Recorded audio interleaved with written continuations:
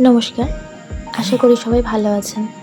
আমি কঙ্কনা রয়েছি আপনাদের সঙ্গে এবং আজকে একটি খুবই পরিচিত এবং বলা যেতে পারে খুবই একটি দর্শনীয় স্থানের কথা আপনাদেরকে জানাবো। অনেকেই জানেন, অনেকেই জানেন না। আজকে আমাদের গন্তব্য ছিল শিবনিবাস।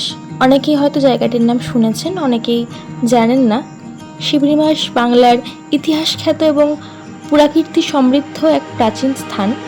পশ্চিমবাংলার নদিয়া জেলার এই শিবনিবাসকে বলা হতো বাংলার কাশী। যদিও এখানে কাশীর মতো গঙ্গা পাশ দিয়ে বয়ে যায়নি, তবে মন্দিরের পাশ দিয়ে বয়ে চলেছে চূর্ণী নদী। শোনা যায় যে মহারাজ কৃষ্ণচন্দ্রের স্বপ্নে এই মন্দিরটির কথা তিনি জানতে পেরেছিলেন এবং মহাদেবকে সন্তুষ্ট করতেই মহারাজ শিবনিবাসে তার নতুন রাজধানী স্থাপন করেছিলেন।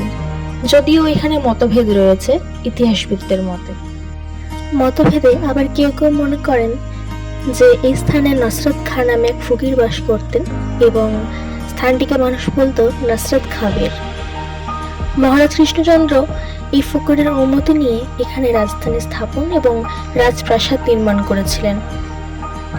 বাংলার বর্গী আক্রমণ শুরু হয় 1742 সালের মে থেকে জুন মাস নাগাদ।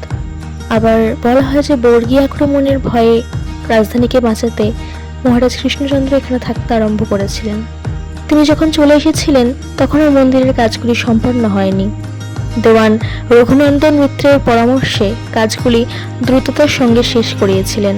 নদিয়া রাজ কৃষ্ণচন্দ্রের সভাকবি ভরতচন্দ্র রায় লিখিত অন্নদামঙ্গল কাব্যে শিবনিবাস সম্পর্কে তিনি লিখেছিলেন, কৃষ্ণচন্দ্র মতিমান কাশীতে করিবে জ্ঞানব্যাপীর সমান, বিগ্রহ ব্রাহ্মণ্যদেব মূর্তি প্রকাশিবে, নিবাস করিবে শিবনিবাস করিয়া। এছাড়াও আঞ্চলিক ছড়াতে শোনা যায়, শিবনিবাসী তুল্য কাশী ধন্য নদী কঙ্কনা, উপরে বাজে দেবঘড়ি নিচে বাজে ঠনঠনা। অতএব শিবনিবাসের মাহাত্ম্য কাশী তুল্য বলা যেতে পারে।